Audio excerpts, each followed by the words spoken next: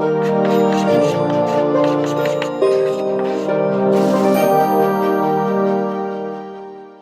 Friends, ये हमारा chapter का दूसरा वीडियो है जिसमें इसका स्टार्ट करने से पहले लास्ट वीडियो में हम लोगों ने एक टॉपिक डिस्कस किया था कि हम लोग ये सारा कुछ क्यों पढ़ रहे हैं, हमें क्या जरूरत है, एक इकोनॉमिक्स के स्टूडेंट होने के जरिए हमें क्यों जरूरी है कि हम एम्प्लॉयमेंट और इससे जुड़ी हुई समस्याओं को देखें।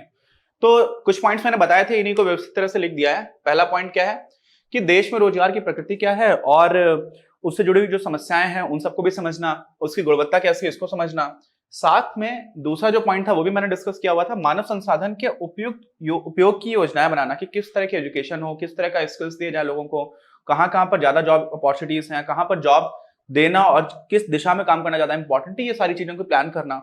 अच्छा, ये पॉइंट एक तीसरा था कि अलग अलग तरह के इंडस्ट्रीज हैं, अलग अलग तरह के सेक्टर्स हैं, बहुत सारे उद्योग हैं, बहुत सारे सेक्टर्स हैं, क्षेत्रक हैं, उनका राष्ट्रीय आय में, टोटल जीडीपी में या जीएनपी में या नेशनल इनकम में, अब राष्ट्रीय तो नेशनल इनकम हो गई, लेकिन उन तीनों में क्या क्या अंतर होता है हम लोग ये मैक्रो इकोनॉमिक्स में पढ़ेंगे कक्षा 12 में।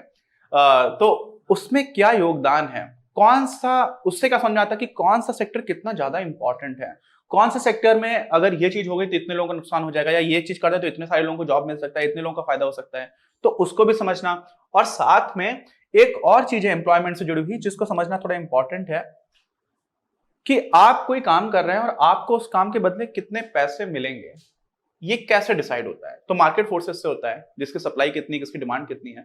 मार्केट फोर्सेस को छोड़ करके भी बहुत सारी जगह पर नेटवर्किंग है, आप इन लोगों को जानते हैं, आपका कॉन्टेक्ट किससे है, आपने किससे बात कर ली, बहुत सारे ऐसे फैक्टर्स हैं जो भी मिलकर के मजदूरी दर या फिर आपकी आय कितनी रहेगी, आमदनी कितनी रहेगी, ये सब निर्धारित करते हैं। और ऐसी स्थिति में जो हमारे समाज का सीमांत वर्ग है, जो मार्जिनल लोग हैं, मार्जिनल समझते हैं, जो एकदम हाशिए पर हैं समाज के, जिनकी आर्थिक स्थिति कम अच्छी है, शैक्षिक स्थिति अच्छी नहीं है, उनके आपस में कनेक्शंस, और बड़े बड़े लोगों का मतलब है ऐसा नहीं कि बहुत बड़े लोग हैं या कुछ महान लोग हैं, बड़े लोगों का मतलब जो आर्थिक दृष्टि से काफी मजबूत लोग हैं, उनके साथ उनका कनेक्शन अच्छा तो है नहीं। तो ऐसी स्थिति में वो हर तरफ से हाशिए पर हैं। जो भी सोशल पैरामीटर्स हैं, जैसे शिक्षा कितनी है, आमदनी कितनी है, बाकी कुछ उनके पास ऐसा हो जिसको समाज बहुत अप्रिशिएट करता हो, जब ऐसे लोगों के पास ये सारी चीजें नहीं होती है तो उनका काफी बुरी तरह से आर्थिक शोषण हो रहा होता है। और आर्थिक शोषण से ही सामाजिक शोषण भी लिंक्ड हो जाता है कई बार। तो आर्थिक शोषण उनका हो रहा है, उसको कैसे बचाया जा सके, उनकी कैसी स्थिति है, उनको कैसे बेहतर किया जा सके, ये सारा समझने के लिए भी बहुत इंपॉर्टेंट है। तो सीमांत वर्गों के लिए, और ऐसे ही और भी एक डिप्रेसिंग टॉपिक आता है चाइल्ड लेबर का, बाल श्रमिकों का। तो बाल श्रमिकों का शोषण चल रहा है। बाल श्रमिकों का बहुत सारे यूपी में ईंट के भट्टे होते हैं, और ईंट के भट्टों पर बहुत सारे परिवार पूरे काम कर रहे होते हैं, उसमें छोटे छोटे बच्चों को भी काम पर लगा देते हैं, और उन परिवारों में काम करने वालों को पूरी सैलरी भी नहीं देते हैं। जो मेहनताना दिया जाना चाहिए वो देते भी नहीं है, बच्चों को तो कुछ भी नहीं देते, थोड़ा सा खाना दे देते रात में। और इस तरह की चीजों में अब बच्चे को तो पता नहीं कि उसके काम की कितनी वैल्यू है, और उसको उसके काम की वैल्यू के बदले कुछ भी नहीं मिल रहा। तो इस तरह की चीजें भी देखने को मिलती है। तो ये सारी चीजें क्यों हो रही हैं, किस स्तर तक हो रही हैं, और आर्थिक शोषण की वजह से किस तरह से बहुत सारे लोगों का जीवन भी बर्बाद किया जाता है, तो वो सारी चीजें भी समझने के लिए काफी इंपॉर्टेंट है। तो चलिए, ये हम लोगों का एक तरह से लास्ट वीडियो का एक टॉपिक था जिसको थोड़ा व्यवस्थित करके देख लिया। अब किसी चैप्टर को आगे करते हैं। वर्कर्स और एम्प्लॉयमेंट की बात करने से पहले एक छोटा सा कॉन्सेप्ट है, इसको बहुत ध्यान से समझिए। दुखद है कि एनसीईआरटी बुक में गलत दे रखा है, और हिंदी और इंग्लिश दोनों ही किताबों में गलत दे रखा है। कई बार मैंने ऐसा देखा है कि जो इंग्लिश बुक्स हैं उसमें गलती नहीं होती है, हिंदी बुक्स में रहती है, लेकिन इसमें कॉन्सेप्चुअल लेवल पर गलती है, इसलिए बहुत ध्यान से समझिएगा। बुक में ये पोर्शन गलत है। क्या पोर्शन की बात कर रहा हूं मैं? जीडीपी, सकल घरेलू उत्पाद, और सकल राष्ट्रीय उत्पाद, जीएनपी, ग्रॉस नेशनल प्रोडक्ट की बात कर रहा हूं। किसकी बात कर रहा हूं?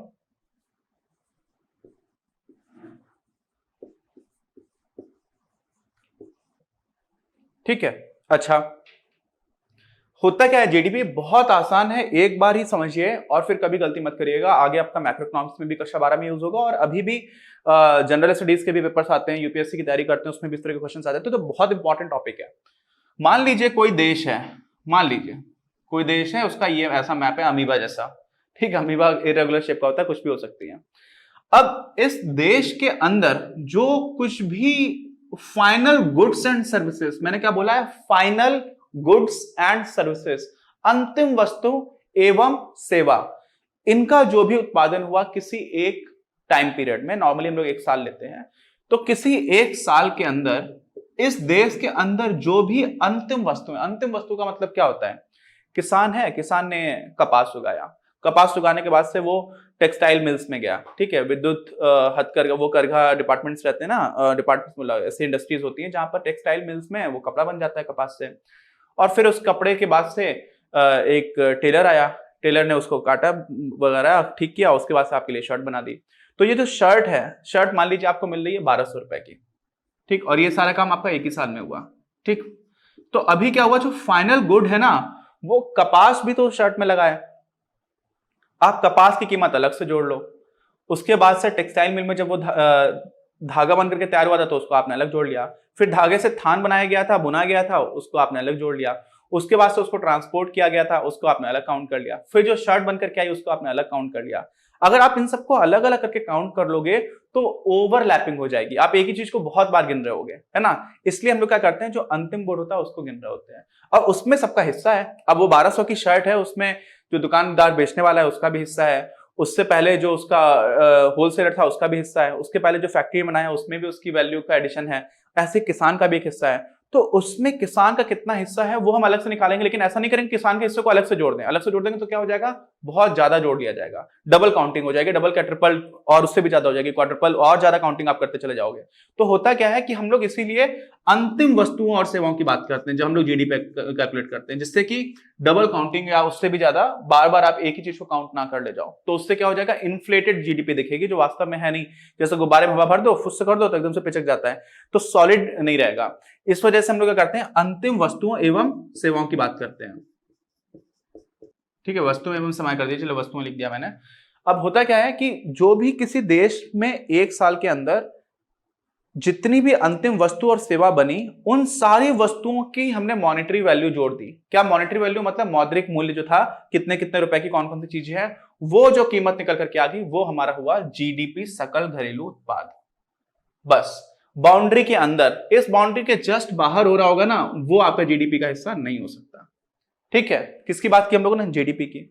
अच्छा, अब ये समझ लो कि जीडीपी अगर हमारे देश की अपनी बात करते हैं, भारत देश की, तो भारत में बहुत सारे लोग ऐसे हैं जो जर्मनी के रह रहे हैं, जो बांग्लादेश के रह रहे हैं, जो अमेरिका से आए हुए हैं, और अमेरिका, इन सारे देशों से आने के बाद से भारत में रहते हुए ही उन्होंने भारत में कुछ बनाया।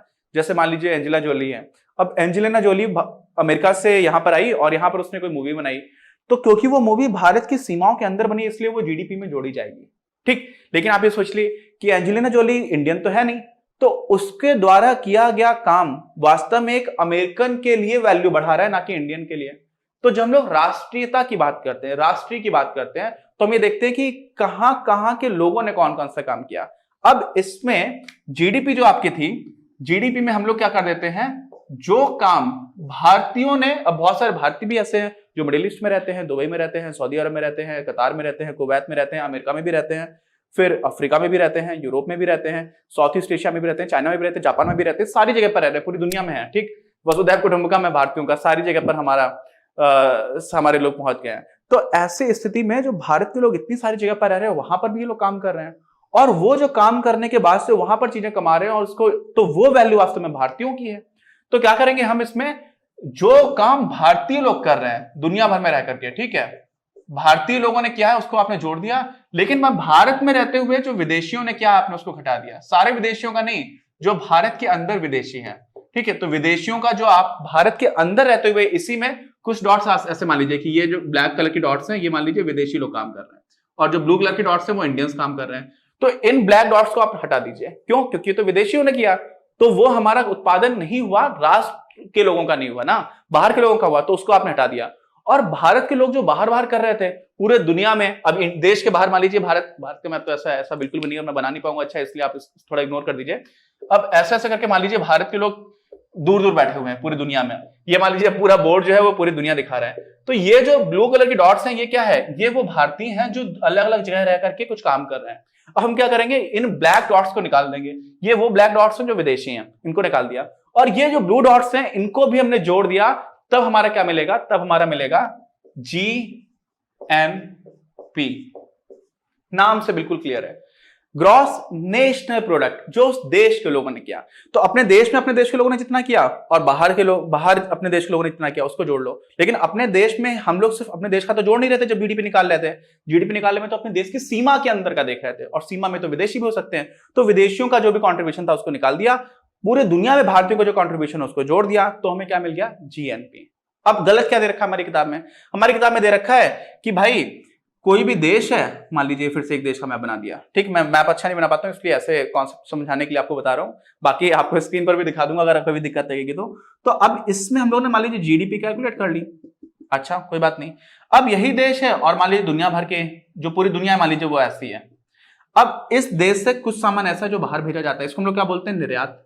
इंग्लिश में इसको बोलते हैं एक्सपोर्ट, ठीक, ये भी आपको पता है। अच्छा, और ऐसे ही पूरी दुनिया से अपने इस देश में कुछ सामान आ भी रहा है तो उसको हम लोग बोल देते हैं आयात। आया मतलब आयात, हिंदी में तो याद करना भी आसान है, इंपोर्ट्स। अच्छा, अब अगर आपका एक्सपोर्ट ज्यादा है, इसका मतलब क्या हुआ कि आप अपने देश में चीजें बना रहे हो, बना करके बाहर बेच रहे हो, बाहर लोग खरीद रहे हैं, तो आपको वहां से पैसा मिलेगा, तो बाहर से पैसा आएगा। निर्यात आप कर रहे हो तो बाहर से आप सामान खरीद रहे हो तो आप पैसा बाहर भेजोगे, तो पैसा अगर आपके देश में ज्यादा आ रहा है यानी तब कब ज्यादा आएगा? जब जो एक्सपोर्ट्स हैं उनकी वैल्यू ज्यादा होगी, ठीक। तो जब एक्सपोर्ट्स की वैल्यू ज्यादा है, किसकी वैल्यू? एक्सपोर्ट्स की, निर्यात की, तो हम लोग क्या बोल देते हैं? तो हम लोग बोल देते हैं कि एक्सपोर्ट ज्यादा है, किससे? इंपोर्ट से। अच्छा, एक्सपोर्ट ज्यादा का मतलब क्या हुआ कि पैसा आया, क्योंकि आपने सामान बेचा तो आपको पैसा आया, तो यहां पर पैसा आ गया, इंपोर्ट से पैसा गया, लेकिन ज्यादा पैसा आया कम पैसा गया, ठीक। तो उसको हम लोग क्या बोलते हैं? पॉजिटिव। क्यों? क्योंकि आपके पास पैसा आ गया इसलिए पॉजिटिव हो गया। ट्रेड ऑफ बैलेंस, क्या बोलते हैं? Trade off balance. अच्छा, अगर इंपोर्ट ज्यादा हो जाए, ठीक, तो हम लोग क्या बोलते हैं? तो हम लोग बोलते हैं नेगेटिव ट्रेड ऑफ बैलेंस, ठीक, ट्रेड ऑफ बैलेंस। अच्छा, अब ट्रेड ऑफ बैलेंस बहुत ही कॉमन इंग्लिश टर्म है, इसको आप अभी के लिए समझ लीजिए कॉन्सेप्चुअल लेवल पर। अच्छा, अब ट्रेड ऑफ बैलेंस को हम लोग हिंदी में बोलते हैं व्यापार संतुलन। क्या कहते हैं? व्यापार संतुलन। तो धनात्मक व्यापार संतुलन तब होगा जब आपका निर्यात ज्यादा होगा। निर्यात ज्यादा है तो आपको पैसे मिल गए। अब भारत है तो भारत में निर्यात संतुलन नकारात्मक ही रहता है, हम ज्यादा इंपोर्ट करते हैं, हमारा ऑयल्स बहुत आते हैं, हमारे यहाँ पर ऑयल कच्चा तेल बहुत आता है, फिर हम लोग रिफाइन करके वापस भेजते हैं, वो एक्सपोर्ट करते हैं। लेकिन भारत में ओवरऑल कई सालों से बना हुआ है क्या? हम लोग का व्यापार संतुलन नकारात्मक रहता है, हम ज्यादा इंपोर्ट करते हैं, बाहर कम चीजें बेच पाते हैं। अच्छा, चीन है, जर्मनी है, ये ऐसे देश है जिनका एक्सपोर्ट बहुत अच्छा रहता है, इंपोर्ट उतना नहीं करते हैं। तो इससे क्या होता है? अब ये चीज होती है व्यापार संतुलन की। इन्होंने क्या बोला है, किताब में क्या लिखा हुआ है कि अगर आपका जीडीपी निकाला और जीडीपी में आपने ट्रेड ऑफ बैलेंस आप जोड़ दो तो आपको जीएनपी मिल जाएगा, जो गलत है। कैसे जोड़ मिलता है? इसको जो आपने भारतीयों का ऐड किया और विदेशियों का घटा दिया, इसी को हम लोग एक टर्म बोलते हैं इंग्लिश में, उसको बोलते हैं क्या? NFIA। आराम से, डरना बिल्कुल नहीं। Net factor income from abroad. Abroad समझते हैं? बाहर, विदेश। तो बाहर से कुल जो आपके फैक्टर यानी कि जो भी कारक हैं, कारक कौन है? आपके राष्ट्र के लोग ही हैं, तो उनकी जो नेट इनकम आई, नेट कौन सी आ गई?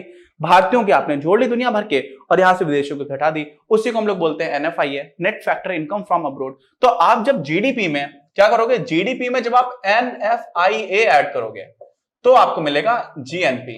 और आपकी किताब में क्या दे रखा है? आपकी किताब में दे रखा है कि आपने जीडीपी में बैलेंस ऑफ ट्रेड ऐड किया। क्या ऐड किया? बैलेंस ऑफ ट्रेड, और इसको मिलाकर के आपका क्या आ गया? जीएनपी। ये गलत है, ये गलत दे रखा है, ठीक। अच्छा, अभी क्यों समझाया मैंने?